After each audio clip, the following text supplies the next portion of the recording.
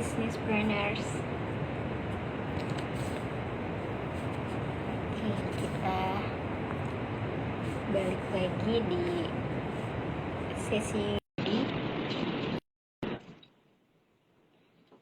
malam-malam.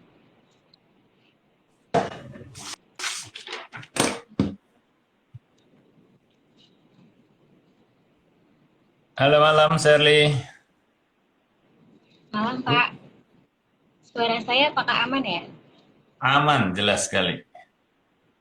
Oke, ini khawatir di sini soalnya hujan nih, Pak. Khawatir suaranya nggak kedengar jelas. Iya, ini teman-teman juga bisa ngasih jempol nih kalau suara saya dan suaranya Shirley sudah oke.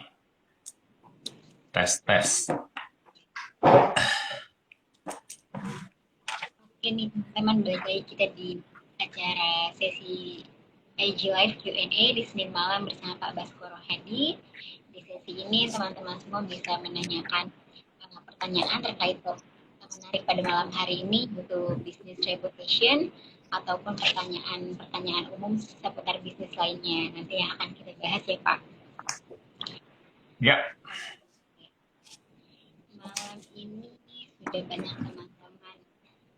Dari mana nih? Mungkin bisa komen dulu ya, Pak, sebelum kita mulai. boleh. Oke, selamat malam. Assalamualaikum warahmatullahi wabarakatuh. Apa kabar nih teman-teman sekalian? Alhamdulillah ya, semua pada keadaan sehat walafiat. Kita ketemu lagi nih di tanggal berapa nih, Sir? Saya selalu tuh lupa tanggal nih. Tanggal 10, Pak. Tanggal 10. Iya, tanggal 10 Januari 2022. Ah, apa namanya di awal tahun, minggu pertama, mungkin udah masuk minggu kedua ya hitungannya ya, di Januari ini. Semoga teman-teman sudah mulai ngegas di tahun 2022 ini. Ah, jangan kehilangan momentum. Wah, itu Pak Budi sudah masuk tuh. Malam Pak Budi. Oh, Pak Budi. Jadi iya, jadi seperti juga diingatkan di salah satu postingannya Pak Budi, jangan sampai kehilangan momentum ya di tahun 2022 ini. Awal-awal sudah cukup kita melihat ke belakang 1 tahun terakhir, sudah cukup kita melihat ke depan apa aspirasi kita seperti apa, resolusi kita seperti apa. Nah, sekarang kembali kerja kita ya, kerja untuk ngejar target kita tahun 2022. Yes, ini banyak teman yang udah hadir nih ya malam ini. Alhamdulillah sekali. Dari tadi, Betul. Dari Bali, Pak. wis dari Bali, Ada dari Lampung juga. dari Blitar juga ada tadi, pecel Blitar. Terus dari ada ini orang pajak namanya Mas Toto, tadi saya lihat juga ikutan gabung malam ini. Jadi seru sekali nih. Dia Jale, selamat bergabung juga. Ada Drica Wibowo. Oke, Putra Habirun, Dilah Maudi. Oke. Ya, jadi topik malam ini pembukanya ya, ini tetap topiknya adalah soal business Q&A. Jadi kita di bisnis.id mengundang teman-teman kalau ada pertanyaan seputar bisnis. Dan seperti biasa, topik pembukanya supaya semuanya terstimulasi untuk bertanya dan mungkin berpikir. Kita punya topiknya adalah business reputation. Ya, ini pernah saya bawakan di salah satu live IG saya uh, di bulan September tahun 2021. Jadi belum lama, tapi topiknya juga tentunya masih relevan. Ya, seperti tadi juga Shirley sampaikan, jadi kalaupun ada pertanyaan yang lebih umum sifatnya, masih seputar bisnis, silahkan diajukan. Kita ada waktu sampai dengan 8.45, jadi kurang lebih 1 jam ke depan ya, kita punya waktu untuk saling berdiskusi. Kalau ada teman-teman yang mau sharing, silahkan juga ya. Jadi ini forumnya informal, seperti forum-forum di bisnis ID lainnya, kita selalu membuatnya informal, yang penting kontennya nyampe, yang penting kontennya bermanfaat buat teman-teman sekalian. Oke, kita mulai aja. Jadi kalau kita Ya, bicara soal business reputation, kita sebenarnya bicara soal membangun sebuah reputasi bisnis ya. Membangun sebuah reputasi bisnis, kita sebenarnya ingin membentuk suatu opini ya. Kalau di bahasa Inggris kan itu shaping opinion daripada publik secara luas. Jadi belum tentu hanya target market kita, tapi membentuk opini secara luas. Nah, biasanya kalau kita membangun sebuah opini, itu ada tujuan-tujuan tertentu. Tujuan tertentunya seperti kita ingin membangun kredibilitas, kita ingin membangun legitimasi, ya. Jadi itu menjadi salah satu tujuan kenapa kita harus sadar dan sensitif terhadap reputasi kita sebagai sebuah entitas bisnis. Ya. Nah, kenapa kok kita harus membangun reputasi? Toh yang kita butuhkan sebenarnya kan profit dan mungkin pertumbuhan bisnis yang berkelanjutan. Nah, perlu saya sampaikan di sini buat teman-teman bahwa yang namanya business reputation itu sendiri sebenarnya itu adalah bahagian dari value creation. Ya, jadi kalau kita ingin menciptakan value dari penawaran bisnis kita, mau menciptakan bisnis value untuk bisnis kita secara keseluruhan, business reputation ada perannya di situ. Ya, alias business reputation juga menjadi salah satu pembangun daripada value bisnis kita. Oke. Nah, kalau dipikir seberapa pentingnya sih kalau kita membangun business reputation. Nah, kalau kita membangun business reputation itu sebenarnya kita ingin meningkatkan value itu juga ya, value dari penawaran bisnis kita, value dari bisnis entity kita. Ujung-ujungnya nanti kalau kita berpikir mengenai market capitalization itu juga ada pengaruh positifnya. Ya, tapi juga sebaliknya kalau business reputation kita menurun atau bahkan negatif juga akan berpengaruh negatif terhadap ketiga aspek tadi ya, value dari business offering kita, value daripada total business kita, dan tentunya kapitalisasi market daripada perusahaan kita juga akan terpengaruh secara negatif. Ya, nah terus yang kedua, kenapa penting? Kalau kita bicara soal market competitiveness atau kemampuan kita bersaing di pasar, ya secara sempit melihatnya, tentunya sebuah perusahaan yang punya business reputation yang lebih positif, dia akan memiliki kompetitif yang lebih tinggi ketimbang perusahaan yang reputasinya biasa-biasa saja atau bahkan tidak punya reputasi. Lebih celakanya kalau reputasinya negatif. Ya, jadi dalam hal competitiveness di bisnis pun itu ada pengaruhnya. Ya.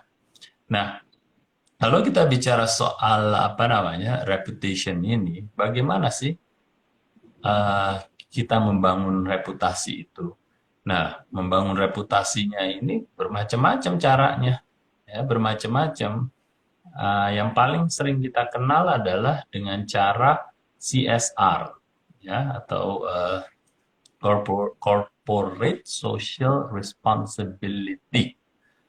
Di perusahaan yang punya program-program Corporate Social Responsibility itu biasanya juga tujuannya membangun business reputation, shaping opinion, membangun legitimasi, membangun kredibilitas melalui program-program yang salah satunya seperti Corporate Social Responsibility atau CSR atau program sedekah ataupun apapun namanya ya.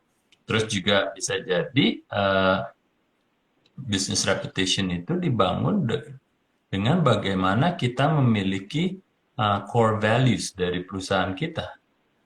Ya, kalau perusahaan kita bangun dengan nilai-nilai luhur ya, nilai-nilai yang baik, mulai dari cara kita berbisnis, cara kita memiliki keyakinan terhadap suatu prinsipal yang mulia atau baik, itu juga nantinya akan mengalir kepada reputasi mulai dari internal di kalangan karyawan kita, tapi juga nanti akhirnya juga sampai keluar ya, karena pasti kalau ada sebuah perusahaan yang mempunyai nilai yang luhur dan baik, memperlakukan karyawannya dengan baik, itu nanti akan berpengaruh positif dengan opini di luar sana ya, oleh publik. Kembali ingat, kalau kita bicara soal reputasi, utamanya nantinya juga untuk kalangan masyarakat yang luas. Terus juga ada beberapa hal selain tadi corporate social responsibility, untuk membangun business reputation ada yang namanya tadi membangun core values-nya. Lalu yang ketiga juga bisa jadi melakukan suatu hal-hal yang mungkin inovatif, kalau bisa inventif jauh lebih baik, tapi being inovatif saja juga cukup cukup sudah akan membangun reputasi kita. Contohnya kita membangun suatu hal yang belum ada sebelumnya atau yang baru, seperti kayak di dunia otomotif, bergerak untuk membuat otomotif yang lebih green atau lebih hijau dengan teknologi elektrik atau dengan teknologi lainnya, sehingga kita bisa dilihat dalam melakukan bisnis dan inovasi itu juga berbau-bau, tanda kutip, hal-hal yang positif. Nah, jadi yang ketiga ini masih ada unsur komersilnya secara langsung, tapi juga ada unsur melakukan suatu hal yang baik untuk greater cost ya, atau niat yang jauh lebih besar dari hanya sekedar berbisnis, berlandaskan pada inovasi-inovasi barunya. Ya, tadi contohnya kayak di otomotif. Jadi banyak hal-hal yang bisa kita lakukan untuk membangun bisnis reputation kita. Nah, sekarang kalau saya sudah sampaikan seperti ini, ya teman-teman harus mungkin berpikir sejenak nih. Bisnis saya apa? Perlukah saya membangun bisnis reputation? Dan kalau sudah dianggap perlu, kira-kira aktivitas apa nih yang sudah bisa dijalankan? Nggak usah ruwet-ruwet gitu ya aktivitasnya. Yang terpenting adalah itu tadi. Selama kita punya niat yang baik, kita ingin membangun opini internal dan eksternal, kira-kira apa sih kegiatan yang bisa kita lakukan? Tadi saya sudah kasih contoh, bisa dalam bentuk CSR, bisa dalam bentuk pembangunan core values, bisa melakukan suatu inovasi yang sifatnya juga ada hubungannya dengan kebaikan di luar sana. Ya, jadi mungkin ini akan membantu ya buat teman-teman yang punya bisnis apapun itu, dan seberapa besarnya masih tetap bisa membangun business reputation. Ya, jadi sekali lagi yang namanya business reputation itu tidak terikat atau bahkan hanya eksklusif untuk perusahaan-perusahaan yang besar atau perusahaan multinasional, tapi bisa Anda lakukan juga. Ya, seberapapun besarnya bisnis Anda atau dimanapun dan apapun industri yang Anda terjuni. Mungkin itu sebagai pembuka, Shirley. Jadi moga-moga teman-teman nih di minggu kedua Januari ini sudah mulai panas. Kita tunggu aja nih pertanyaannya seperti apa canggihnya nih. Oke, teman-teman yang sudah punya pertanyaan nih mengenai topik pada malam hari ini ataupun pertanyaan mengenai bisnisnya, boleh dituliskan di komen ataupun di fitur pertanyaan di pojok kanan bawah ini. Oke Pak, mungkin sebelum teman-teman, saya dulu ya Pak yang tanya. Kan tadi Pak Bas bilang misalkan bisnis reputation ini baiknya untuk dibangun untuk membentuk suatu Opini. membentuk opini. Nah, kalau misalkan bisnisnya teman-teman ini kan sudah berjalan, tapi mungkin aja mereka belum sadar nih Pak, maksudnya belum membangun reputasinya. Nah, kira-kira untuk langkah pertamanya itu seperti apa Pak? Mungkin kan teman-teman ini kan agak bingung ya Pak, untuk memulainya Hmm. seperti apa. Ya, ya, ya, pertanyaan bagus Sherly. Jadi segala sesuatu biasanya yang sulit tuh mulainya gimana ya? Ya, kadang-kadang kan langkah awal itu yang jauh lebih berat ketimbang langkah kedua, ketiga, atau langkah ke seratusnya ya. Jadi kalau saya biasa apa namanya mengalaminya dan apa yang ya berdasarkan pengalaman saya sendiri kadang-kadang kita memang ya namanya manusia ya kalau kita berbisnis pasti mulanya berpikirnya mungkin lebih utamanya bagaimana bisnis saya berkembang, bagaimana bisa profitable, dan seterusnya. Dan biasanya memang tidak langsung di awal kita punya niatan untuk membangun reputasi ya tanpa kita sadari dan manusiawi sekali lah. Ya. Biasanya apa namanya itu kalau sudah berjalan dalam beberapa waktu ya tergantung kesadarannya kita kalau saya pikir ya tergantung kesadaran kita. Kalau kita belum terbersit atau terceletuk istilahnya bahwa oh gue perlu bangun reputasi nih gitu ya itu biasanya tidak akan pernah terjadi atau tidak akan pernah memulai suatu apapun. Nah jadi makanya di apa namanya di bisnis Q&A ini saya ingin mengajak teman-teman untuk mulai sadar dulu nih apa sih bisnis reputasi dan kepentingannya apa. Nah kalau teman-teman sudah mulai sadar dan menularkan kesadaran ini di tingkat paling tidak di dewan kepemimpinan lah atau ke leadership timnya, tim pemimpin-pemimpinnya dalam organisasi itu.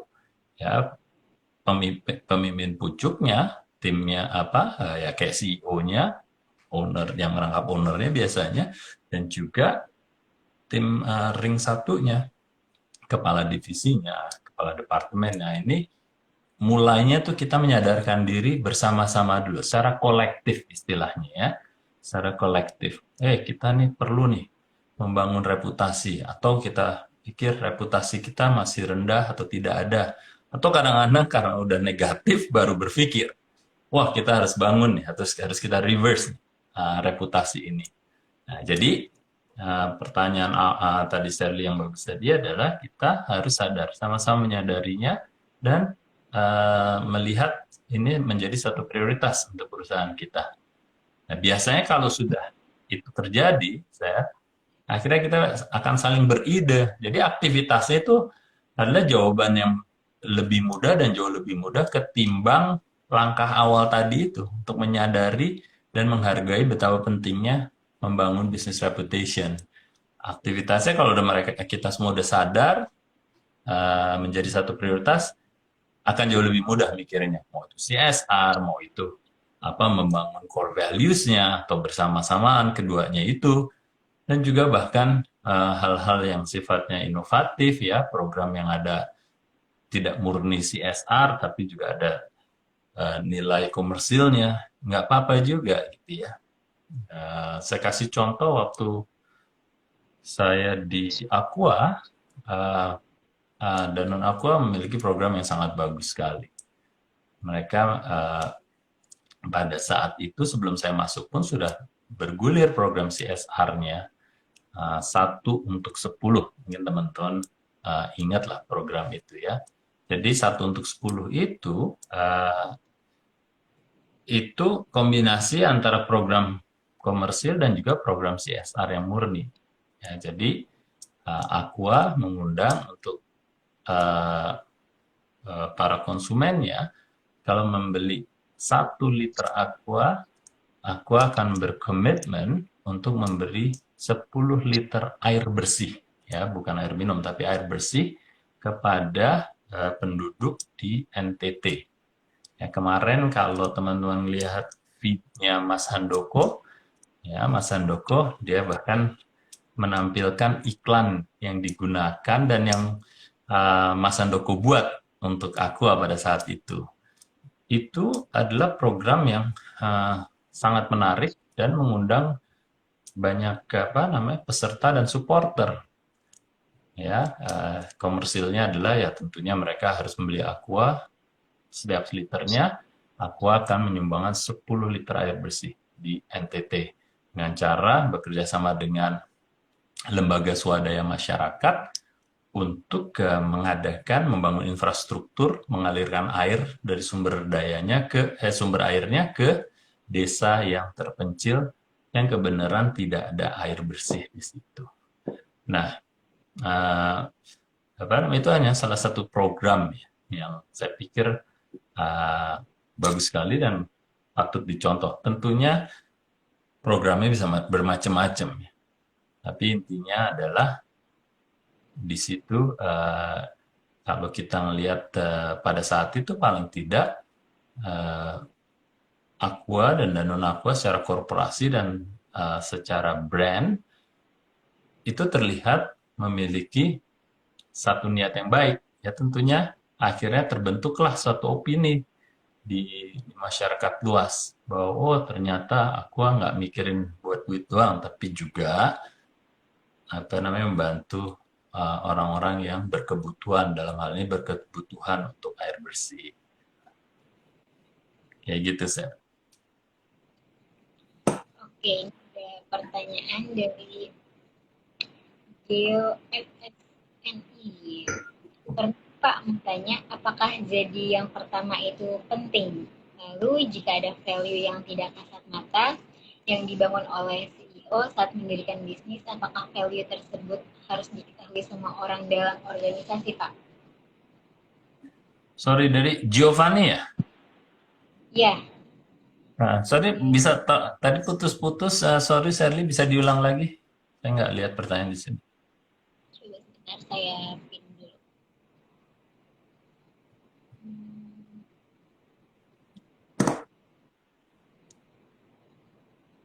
Ada, Sir.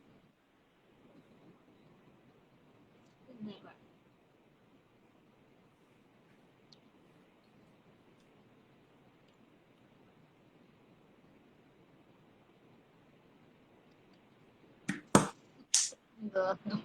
Saya bacakan ulang aja ya, Pak. Ya, silakan. Apakah jadi yang pertama itu penting? Lalu Apa yang jika ada pertama, sorry, Sherly? apakah jadi yang pertama itu penting? Yang pertama, apakah apa yang pertama penting? Mungkin maksud pertama di sini mungkin bisnisnya mungkin ya Pak, soalnya nggak disebutkan. Hah? Lalu jika ada value yang tidak kasat mata yang dibangun oleh CEO saat mendirikan bisnis, apakah value tersebut harus diketahui semua orang dalam organisasinya? Oke, saya tidak terlalu jelas ya pertanyaannya. Sorry, boleh nggak Sherly diulang lagi? Apakah yang pertama penting, lalu Lalu jika ada value yang tidak kasat mata yang dibangun oleh CEO saat mendirikan bisnis, apakah value tersebut harus diketahui semua orang dalam organisasinya? oh oke, jelas sekarang pertanyaan. Terima kasih Sherly, mengulang beberapa kali nih. Ya, jadi CEO bertanggung jawab tentunya ya untuk menentukan arahan daripada bisnis itu, termasuk value apa yang ingin dibangun oleh perusahaan tersebut atau brand tersebut atau korporasi tersebut. Jadi CEO akan akhirnya ngegongin mana sih value atau value apa yang akan dibangun gitu ya. Nah, dalam implementasinya tentunya CEO juga udah pasti paham sekali bahwa dia perlu dukungan dari internal. Nah, salah satu kebutuhan untuk mendapatkan dukungan yang penuh dari organisasi tentunya dia harus mengkomunikasikan kepada internal dan mendapatkan buy-in ya, atau support daripada tim internal. Jadi biasa sangat lumrah sekali ya, dalam hal kalau ada suatu agenda atau suatu kepentingan dari perusahaan, CEO harus memastikan bahwa itu tadi Dewan Kepemimpinan memiliki suara bulat bahwa ini menjadi prioritas yang utama yang akan harus dijalankan. Dan nanti masing-masing dewan pemimpin itu akan menurunkan lagi ke timnya masing-masing atau ke divisinya masing-masing. Jadi sebelum kita bisa berhasil menjual program kita keluar, kita harus berhasil untuk menjual program itu di tingkat internal. Itu sudah pasti jadi jawabannya ya untuk Giovanni. Seorang CEO harus memastikan agenda itu terjual di dalam dulu sebelum akhirnya bisa dijual keluar secara sukses gitu. Baik, jadi sebelum keluar ke target marketnya mungkin harus tim internalnya terlebih dahulu ya Pak, yang mengerti, yang bisa tahu Iya, nih apa aja benar sekali. value. Ya, Oke, teman-teman mungkin masih belum panas nih Pak, belum panas pada sesi malam hari ini.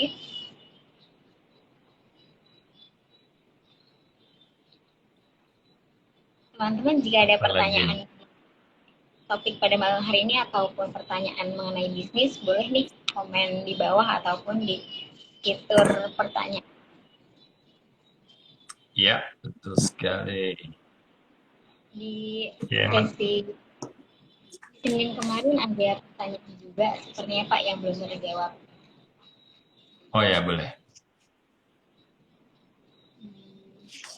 Dari Eka Susanti dari Senin sesi malam kemarin Ya, menanyakan kira-kira idealnya berapa persen untuk budget iklan dari total penjualan Pak? budget iklan ya. Ya. Oke.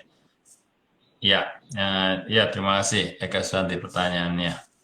Moga-moga Eka-nya ada di sini ya. Tapi paling tidak kalau tidak ada, ini akan bermanfaat buat teman-teman yang lain atas jawaban ini. Jadi berapa persen budget iklan atau kita sering menyebutnya itu kalau di marketing, budget iklan itu adalah bahagian dari budgetnya divisi marketing. Biasanya sering disebut namanya advertising and promotion. Jadi segala sesuatu yang bersifat antara iklan dan juga promosi itu masuk dalam posting A&P dalam budget marketing. Kalau kita lihat dari total anggaran untuk perusahaan. Nah, berapa persen pertanyaannya ya? Nah, ini macam-macam. Range-nya tuh bisa luas, bisa paling nggak pengalaman saya ya bisa mulai dari 10%, bahkan bisa sampai setinggi 26%. Nah, ini bergantung terhadap apa? Ya, tergantung dari tujuan kita atau target kita di tahun tersebut. Ya, kalau kita bicara soal budget itu biasanya disetahunkan ya teman-teman ya. Jadi jangan lupa bukan budget sebulan atau ini, tapi biasanya minimum kita menentukan anggaran itu 1 tahun. Ya, sehingga kita punya perencanaan yang jauh lebih yang jauh lebih bisa kita implementasikan ketimbang kita budgetnya cuma bulanan. Oke, kembali ke besarannya. Jadi kalau seandainya perusahaan ini atau brand ini sudah stabil, biasanya ke arah 10%. Ya. Tapi kalau lagi agresif, umpamanya lagi ada program peluncuran baru, ada inovasi yang luar biasa yang harus dipromosikan secara agresif sehingga banyak atau lebih banyak atau banyak sekali yang bisa terpapar dari komunikasi kita atau promosi kita, otomatis besarannya akan menjadi lebih tinggi ketimbang hanya 10 atau 15%. Ya, yang seperti tadi saya sampaikan bisa sampai 26% dari total penjualannya. Nah, jadi itu relatif ya. Terus yang kedua juga kembali ke kemampuan kita, skala kita ya, dalam usaha kita mampu tidak ya, karena kan budget iklan ini kan bagian dari OPEX ya, operational expenses. Di situ selain advertising and promotion atau iklan, itu kan ada budget lainnya selling cost, bagian dari divisi sales ya. Terus juga apa namanya ada bayar karyawan ya, salary, compensation benefit dan lain sebagainya. Jadi eh, itu menjadi salah satu pertimbangan juga seberapa besar kemampuan kita. Ya, kadang-kadang kita bisa 26% besarnya, tapi apa namanya bisnis kita masih kecil. Toh juga sebenarnya dari sisi total absolutnya juga masih belum besar-besar amat, gitu kan? Kalau kita dibandingkan dengan pesaing yang mungkin jualannya 10 kali lipat, gitu ya. Jadi itu yang harus benar-benar ditata. Range dari 10 sampai 25 atau 26% itu kembali ke pertama agenda kita, yang kedua kemampuan kita, ya. Nah, yang apa namanya kadang-kadang sering saya alamin adalah, wah teman-teman tuh merasa besar sekali, gitu. Tapi ternyata tanpa sadar teman-teman ini yang menganggap 10% saja, nggak usah ngomongin 26% lah, 10% aja besar, itu ternyata sudah pernah melakukan diskon yang besar-besaran, yang mana bisa jadi diskon itu adalah 30-40% gitu loh, tanpa sadar dan tanpa dihitung, apalagi dianggarkan gitu ya. Nah, kadang-kadang kalau kita sudah apa namanya paham, tahu berapa besar yang pernah kita lakukan, walaupun bentuknya hanya diskon aja, kalau kita sadar itu, kita kan bisa apa ya namanya, menata kembali ENP kita berapa persen dan tidak semuanya harus menjadi diskon. Diskon itu bisa jadi bisa kita kurangin dan porsi besarnya itu bisa kita masukkan ke persentase ENP tadi atau biaya iklan tadi gitu. Contohnya adalah tanpa sadar ternyata ngasih diskonnya udah 30%, 40%. Tapi ENP 10% dianggap tinggi. Karena diskon itu dianggap bukan biaya iklan. Padahal mau diskon, mau iklan itu adalah bagian dari promosi. Selama itu diskonnya ke konsumen ya. Kalau diskonnya ke distributor atau ke reseller ya itu bukan bagian dari ENP atau bukan bagian dari advertising and promotion gitu. Ya, jadi ini hal-hal yang perlu dipahami oleh teman-teman. Berarti balik lagi ke kemampuan kita dan juga standar perusahaannya ya Pak. Jadi ingin targetnya berapa, baru bisa dihitung berapa persennya budget iklan. Benar, benar sekali. Oke, ini pertanyaan masih dari minggu lalu dari Dona English. Untuk usaha baru, memarketingkannya pertama kali bagusnya bagaimana ya Pak? Usaha baru marketingnya gimana? Bagusnya memulainya mungkin seperti apa? Oke, tadi dari siapa? Saya nggak dapat namanya di awal. Zona English Pak. Dona.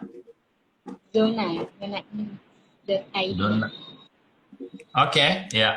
Jadi kalau usaha baru, marketingnya seperti apa? Nah, moga-moga sudah pernah ngikutin ya soal marketing for non-marketer. Jadi di situ apa namanya yang paling mendasar sebelum kita even masuk ke marketing pun ya dalam bisnis kita membangun bisnis kita harus pahami kan ya kategori apa kita bermain, terus juga targetnya siapa. Nah ini sebenarnya hal yang mendasar sebelum kita bicara soal marketing atau pemasaran. Nah itu teman-teman, ini catatan lagi buat teman-teman ya. Kalau belum tajam, belum tahu kategorinya apa, kerjain dulu. Saya tuh kategorinya apa sih yang saya mau masukin?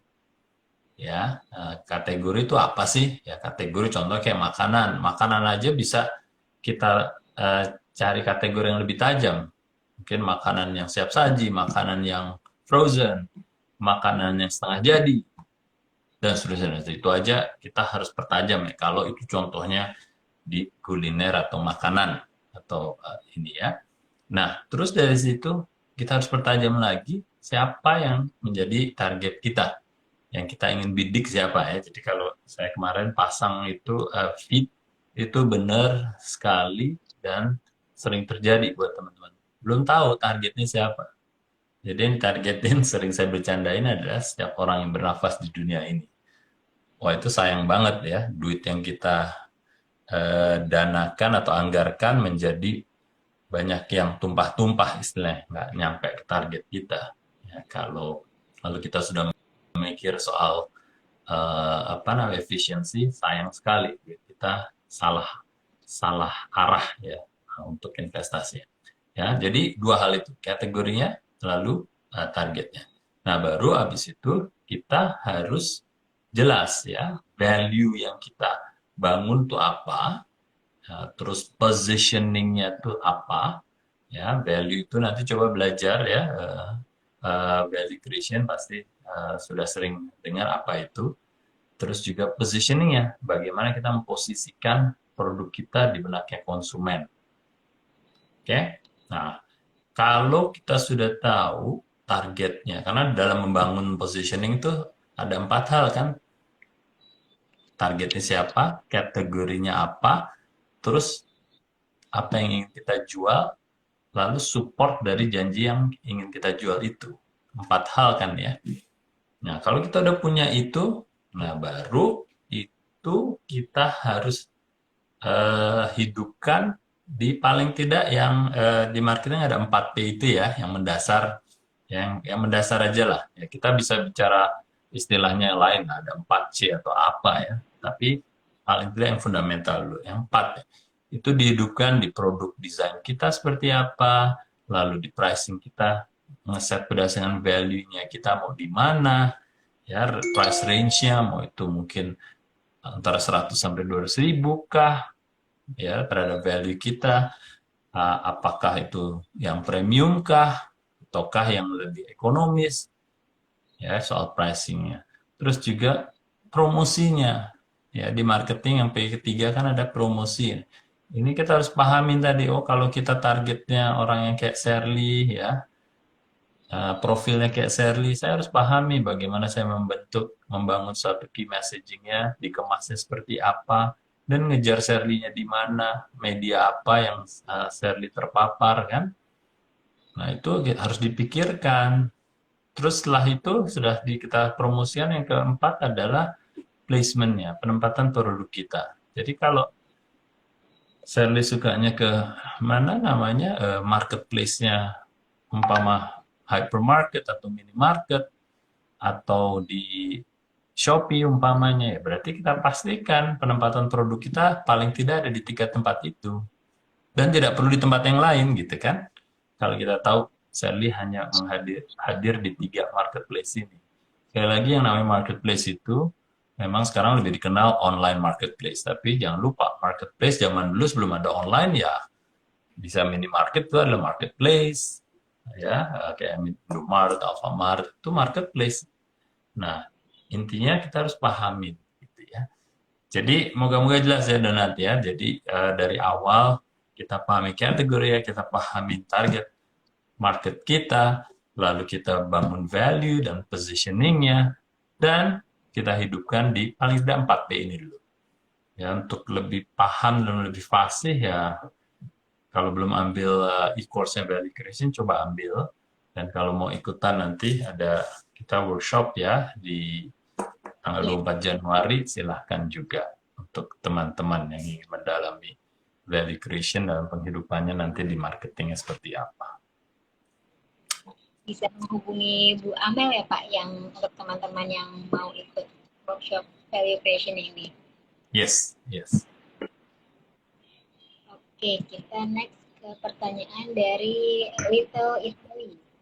Pak Bas izin bertanya, apabila kami ingin launching sebuah produk baru, biasanya teaser dilakukan berapa minggu atau hari sebelum launchingnya, Pak? Apanya yang dilakukan berapa hari atau minggu sebelum launching? Teasernya, Pak. Teaser. Oke, oke. Jadi ya pertanyaan bagus sekali di sini ya. Jadi kalau kita bicara soal launching, kita harus pertama punya launching plan ya, teman-teman. Ini sekali lagi segala sesuatu harus kita rencanakan. Nah dalam launching plan itu eh, kalau kita punya promotional plan-nya, itu kita eh, sudah bisa tahu gitu, apakah kita mau pakai teaser atau tidak, gitu kan? Karena teaser ini adalah satu format dari kampanye. Kadang-kadang punya formatnya pakai teaser dulu, baru habis itu diluncurkan dalam beberapa waktu kemudian ya. Nah, tapi juga bisa jadi nggak perlu ada teaser juga gitu ya. Karena ini adalah format campaign-nya atau format kampanyenya atau format promosinya. Nah, biasanya yang kami lakukan, dan ini berlaku ya sekali lagi untuk teman-teman kalau ingin mengadakan product launch, itu tadi yang keempat itu harus sudah bersamaan ada ya yang di 4P tadi. Maksudnya apa? Contohnya kita ambil aja produknya udah pasti harus ada, pasti ada. Harganya untuk harga beli konsumen atau consumer buying price sudah harus ada, pasti ada. Lalu uh, promotionnya, kalau kita melawan promosi, saat kita melawan promosi dan target market kita sudah sadar, dikala dia sudah tertarik, berarti dia akan datang ke tempat di mana produk itu berada atau disajikan untuk dibeli, harus bersamaan ada juga, gitu kan? Secara bersamaan. Kalau enggak, sayang. Karena kesempatan dikala konsumen sudah tergelitik atau sangat tertarik untuk membeli, tapi produk kita tidak ada atau ada tapi susah dicari, itu kita kehilangan kesempatan.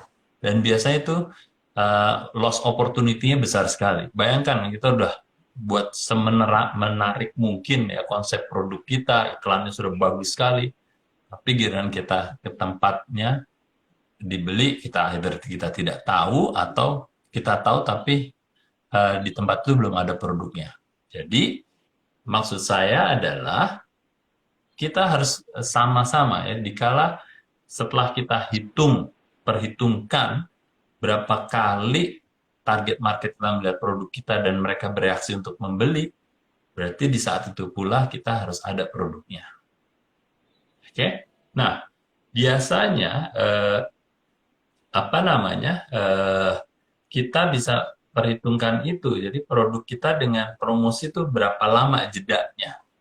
Kalau seandainya nih perhitungannya ya, kalau kita anggap konsumen itu baru akan bereaksi setelah melihat iklan kita 3 kali umpamanya ya. Tentunya masing-masing kategori atau akan berbeda dan tentunya juga format iklan kita juga akan beda efeknya. Apakah yang ini akan beraksi dalam 3 kali melihatnya atau yang satu 6 kali ya. Apapun itu berarti kita harus perhitungkan. 3 kali itu dalam jangka waktu berapa lama Hmm. seumpamanya. Kalau 3 kali itu seminggu, berarti yang tadi ditanyakan teasernya, mungkin nggak perlu teaser ya, iklan langsung aja. Berarti seminggu sebelum produk kita ada di pasaran. Nggak boleh lebih lama dari itu. Ya, jadi saya ulangin, kalau seandainya kita punya perhitungan bahwa konsumen kita beraksi setelah melihat 3 kali, dan 3 kali itu bisa dicapai dalam 1 minggu, berarti secepat-cepatnya kita beriklan 1 minggu sebelum produk itu ada di pasaran. Jangan sebulan sebelumnya. Nanti kalau sebulan sebelumnya dia seminggu udah sadar, udah pengen beli ngebet, produknya baru ada 3 minggu kemudian. Kalau dia 3 minggu itu masih ngebet gitu, kalau ngebetnya berkurang, lupa, ya nggak jadi beli kan gitu. Ya, jadi itu yang menjadi pertimbangan untuk setiap launching produk. Berapa lama kecepatan produk itu berada, seberapa lama konsumen itu atau target market itu akan terpapar dan melakukan action. Atau kita sebut call to action-nya itu berapa lama. Oke, semoga menjawab ya. Ya, semoga menjawab pertanyaan dari Rita Italy. Saya mau nanya mengenai apabila suatu brand ini dia uh, brandnya itu sudah ada negatifnya lah, dilihat negatif oleh beberapa orang misalnya. Nah itu untuk memperbaikinya itu dimulai dari mana ya Pak? Maksudnya kan nggak semua orang melihat brand ini negatif, tapi dia ingin memperbaiki pandangan yang orang-orang negatif ini ke dia kembali positif, Pak. Ya, ya, ini relevan sekali nih, saya pertanyaannya ya, karena zaman sekarang ya, yang namanya orang terpapar akan informasi itu jauh lebih cepat, ya. Jadi contohnya, kadang-kadang kita berpikir kan secara netral aja, oh kita membangun reputasi itu dari titik nol menjadi positifnya berapa, gitu ya. Tapi kan zaman sekarang ya kan eh, nggak bisa dipungkirin ya, kadang-kadang ada yang punya opini ya. Sebelum kita even membangun opini orang, kita ada orang yang beropini terhadap produk atau perusahaan kita tuh negatif gitu. Ya kan bisa jadi wah ini perusahaan gini gini gini. Secara tidak langsung orang itu membangun opini dan membangunkan reputasi buat kita gitu. Yang kebenaran ya tergantung, kalau opininya dia positif, membangun reputasi kita positif, bagus. Tapi kalau seandainya kebalikannya, dia membangun opini negatif terhadap kita, akhirnya kita memiliki business reputation yang sudah negatif dulu. Berarti di sini kita harus ada yang namanya penyeimbang. Ya, penyeimbang di mana kalau ada yang negatif ya kita harus hajar positifnya gitu supaya dia paling tidak secara keseluruhan menjadi netral atau nanti dalam waktu jangka menengah atau panjang menjadi positif gitu. Nah, jadi apalagi di dunia sekarang sosial media yang terbuka dengan kecepatan yang tinggi, harus cepat kan ya? Harus cepat kan, Sherly ya. Kalau saya kasih opini yang negatif ya Sherly harus cepat-cepat positif supaya menyeimbangkan sehingga opini itu menjadi tidak berat sebelah gitu. Nah, itu biasanya penanganan soal opini atau building business reputation itu ada yang namanya bagian CSR-nya ya atau public relations-nya di sebuah perusahaan atau public relations, corporate relations, divisi itu yang benar-benar punya tugas untuk membentuk opini dan membentuk reputasi bisnis di luar, kayak gitu. Oke, tapi untuk teman-teman ini kan karena mungkin ada beberapa teman-teman di sini ada bisnisnya yang masih kecil ya Pak, jadi belum punya PR-nya. Mereka harus maksudnya menghandle sendiri. Nah, itu kira-kira seperti apa ya Pak untuk memulai memperbaiki apabila reputasi bisnis mereka itu negatif Pak? Ya, kita ambil skalanya yang umum aja ya, Zara. Contohnya kita punya bisnis dan kita bisnisnya masih 100% online. Dan online itu kita tahu lah, online bisa dari website kita, bisa dari aplikasi kita, dan yang paling besar biasanya dari marketplace kan ya. Anggap aja lah mau itu di Shopee atau Tokopedia. Yang mana anggap aja udah 100% online, terus yang di marketplace 70-80% dari penjualan online umpama.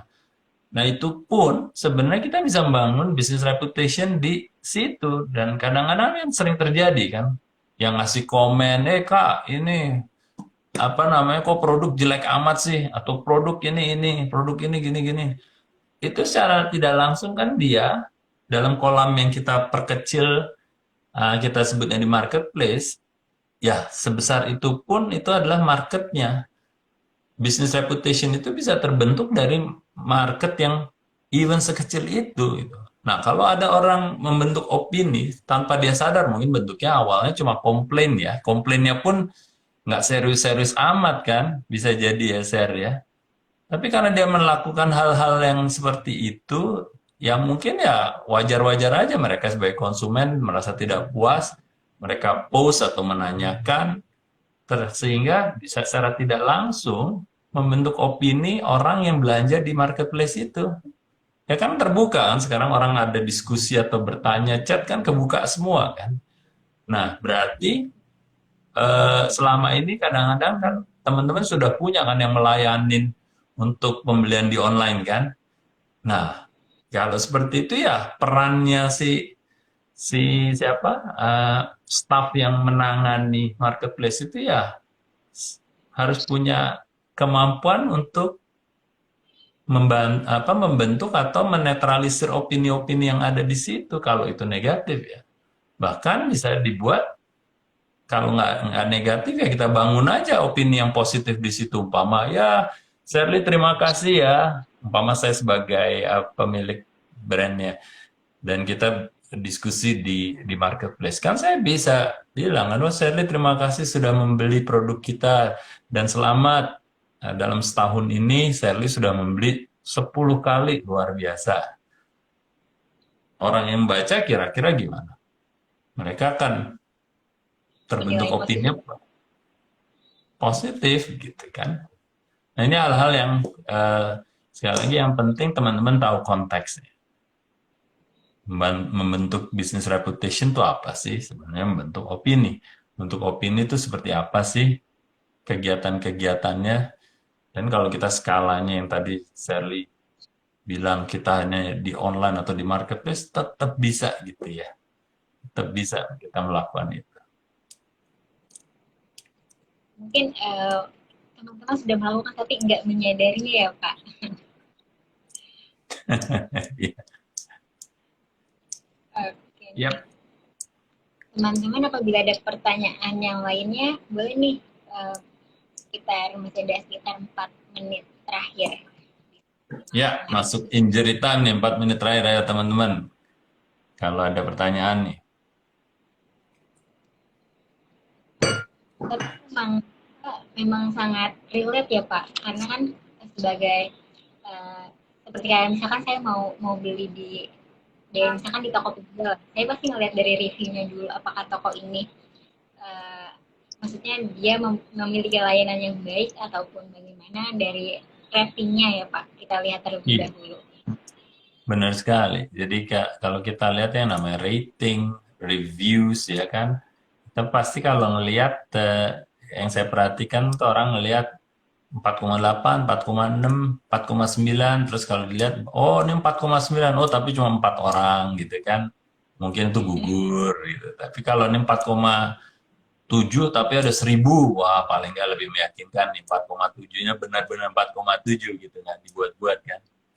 Nah ini hal-hal yang mungkin gaya permainan di apa namanya di marketplace atau di online gitu yang perlu benar-benar ditanganin gitu dan sebenarnya bisa ditanganin kan seperti itu tapi memang membutuhkan itu sih istilahnya mau disebut jerih payah kali ya jerih payah untuk staff yang menangani marketplace tersebut jadi tidak hanya menjawab pertanyaan jual beli yang transaksional saja gitu ya hal-hal yang kayak gini moga-moga teman-teman mulai sadar bahwa apapun channel yang kita gunakan dan exposure-nya terhadap publik sangat tinggi. Nah, di saat itu adalah cikal bakal kita bisa membangun reputasi kita atau cikal bakal reputasi kita dibentuk oleh opini-opini yang ada di situ gitu. Itu kan kalau kita udah tahu lebih enak. Kita harus punya kemampuan untuk manage atau mengelolanya.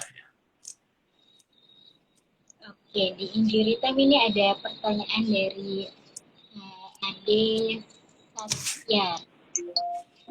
Pak, mohon maaf keluar topik. Ketika kita menyelesaikan satu masalah konsumen, tidak lama lagi kompetitor akan bermunculan. Bagaimana ya caranya supaya bisnis kita bisa sustainable? Ya, enggak sih masih dalam topik nih, Adi Satyar, Adi Satyar. Jadi selalu memang kita lebih khawatir untuk di-copy oleh kompetitor. Tapi saya selalu bilang ini Tuhan tuh maha adil ya. Kalau kita sebagai pionir, di benaknya konsumen pun kita akan dilihat sebagai pionir. Kalaupun setelah itu ada produk jadi-jadian atau produk nomor 2 atau produk yang masuk setelah kita, biasanya kalau kita sudah masuk dikenal, catatannya itu loh, kita masuk pertama, terus dikenal, apa namanya, value kita benar-benar sesuai apa yang kita janjikan dengan apa yang diterima oleh konsumen, pasti mereka akan lebih menghargai. Seandainya besok atau 1 bulan kemudian ada produk yang sama, kita akan sudah punya yang namanya lead position ya. Posisi pionir biasanya akan jauh lebih dihargai. Tapi dengan catatan bahwa kita nggak hanya pertama tapi nggak berpromosi juga. Akhirnya yang ngambil keuntungan adalah brand kedua, brand ketiga, atau brand keempat yang benar-benar melakukan promosi yang jauh lebih efektif ya. Jadi dengan catatan bahwa kita yang pertama, kita bangun value, apa yang kita janjikan dengan apa yang diterima oleh konsumen sama baiknya atau lebih baik dari apa yang mereka dijanjikan. Kalau itu berlaku seperti itu, konsumen kita pasti akan jauh lebih menghargai brand kedua atau brand ketiga. Seperti itu. Jadi biasanya kalau saya bisa suggest ke teman-teman, orientasi kita adalah selalu membangun value dan memberikan yang baik dan lebih baik dari waktu ke waktu. Kompetitor ada di situ, tapi jangan terlalu fokus kepada mereka. Jangan terlalu fokus kepada mereka. Jadi kita harus fokusnya adalah untuk memberikan yang lebih baik setiap waktu. Ya, makanya kita perlu berinovasi terus. Nah, itu apa yang saya lakukan kalau seandainya saya meluncurkan suatu produk atau suatu inisiatif, itu saya terus terang ya, eh, adakah kekhawatiran akan dicontoh oleh konsumen, kompetitor? Pasti ada, tapi fokus saya jangan di ketakutannya. Lebih baik kita gunakan kompetisi ini untuk memacu kita memberikan lebih baik gitu. Ya, kalau enggak kita akan selalu panik mulu gitu loh. Paniknya hanya takut dikejar gitu. Tapi kita akhirnya nggak lari-lari gitu kan. Jadi seperti itu ya, Desa Tiar ya. Jadi makanya kita harus terus membangun value kita dengan memberikan apa yang lebih baik dari waktu ke waktu. Jadi kalau udah pertama dan melakukan hal seperti itu, saya yakin posisi Anda aman. Kalaupun Anda dikejar, kalau Anda larinya jauh lebih cepat, nggak akan kekejar-kejar gitu lah. Sama kompetitor terdekat sekalipun. Itu Ade, semoga menjelaskan. Menjawab Pertanyaan pertanyaannya, sorry. dari Little Italy. Kalau ada sebuah brand memiliki reputasi buruk dan mereka rebranding untuk menetralkan atau meriset ulang, apakah ada? Maksudnya apakah pernah terjadi Pak sebelumnya? Oh, banyak sekali ya. Jadi kalau kita bicara soal, ingat ya, Little Italy ya, business reputation itu adalah sebahagian daripada value. Tapi bisa jadi karena walaupun cuma sebahagian, kalau reputasinya itu buruk banget, itu bisa sangat mempengaruhi reputasi dari value itu alias brand itu sendiri. Karena ingat, yang namanya brand isinya value. Oke, di value itu ada business reputation. Kalau business reputation itu buruk-buruk sekali akan mempengaruhi value-nya, tentunya mempengaruhi brand. Ya banyaklah kayak perusahaan yang waktu itu ada perusahaan saya nggak perlu nyebut ya, perusahaan konsultasi yang ada skandal dan akhirnya mereka ganti brand karena sudah tidak bisa diperbaiki reputasinya. Jadi yang selama ini value sudah bagus hanya gara-gara hanya tanda kutip ya. Tapi skandal itu besar sekali yang membuat reputasinya sangat-sangat buruk. Akhirnya mereka harus ganti brand. Ada banyak sekali contohnya ya. Jadi makanya kita harus mengelola business reputation itu. Jadi jangan sampai menunggu reputasi kita buruk dari usaha kita sendiri ataupun dari usaha-usaha di luar yang ingin memperburuk reputasi kita gitu. Jadi bisa terjadi.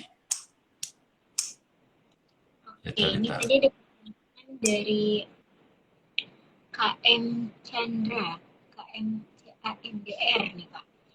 Eh, mau nanya gimana kita bisa konsisten dalam berjualan? konsisten dalam berjualan. Ya kan? Iya, Oke, Pak. jadi mungkin apa namanya kalau saya boleh suggest, kalau hanya berjualan atau dagang itu beda dengan punya bisnis ya.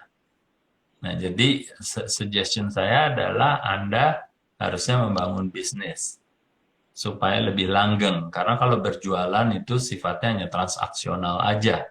Jadi ada barang murah, kita beli, kita jual dengan harga yang lebih tinggi. Sehingga perbedaannya adalah keuntungan kita. Itu adalah berjualan, atau berdagang, atau trading. Nah, jadi kalau kita sudah merubah mindset kita ke pebisnis, biasanya bisnis itu harus dibangun lebih dengan melihatnya secara utuh. Ya, yang seperti selalu kita dengar dari Pak Budi juga ya, bahwa kita kalau berbisnis kita harus punya petanya ya, dilihat dari Smart Business Map, kita harus menjawab semua pertanyaan itu, mulai dari problem apa yang ingin kita bangun, problem apa yang ingin kita bangun, problem apa yang ingin kita selesaikan, kebutuhan apa yang ingin kita penuhi, targetnya siapa, kategori apa yang kita masukin, solusinya apa yang akan kita hadirkan, terus membangun tim sampai apa namanya di langkah ke-12 itu nanti bisa dilihat. Nah, jadi kalau kita punya bisnis, selalu orientasinya adalah nggak hanya jualan saja, tapi membangun bisnis itu dengan lebih sustainable dan profitable. Jualannya sudah pasti. Ya, jadi bagaimana biar jualannya lebih langgeng, ya itu tadi, rubahlah posisi Anda dari hanya berjualan menjadi memiliki bisnis yang dibangun sehingga sustainable dan profitable. Gimana caranya? Pelajari SBM ya, supaya punya bisnis. Saya nggak bilang berdagang itu tidak baik, tapi bisa jadi kalau berdagang aja itu tidak sustainable karena Anda nanti harus terus mencari apa perbedaan antara harga beli dan harga jualnya, tapi tidak membangun bisnis itu, alias tidak membangun brandnya dan seterusnya. Oke? Okay? Oke. Ini tadi dari thanksb_farm. Mantap, jangan takut dengan kompetitor ya Pak, tapi fokus ke produk sendiri dan kepuasan pelanggan.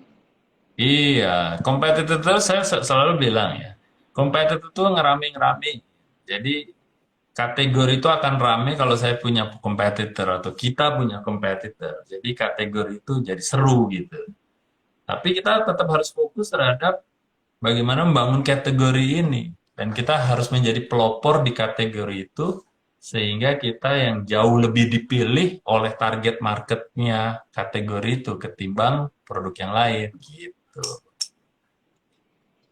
Oke, semoga insight-insight pada malam hari ini juga bisa menambah wawasan teman-teman nih dan bisa diaplikasikan di bisnisnya.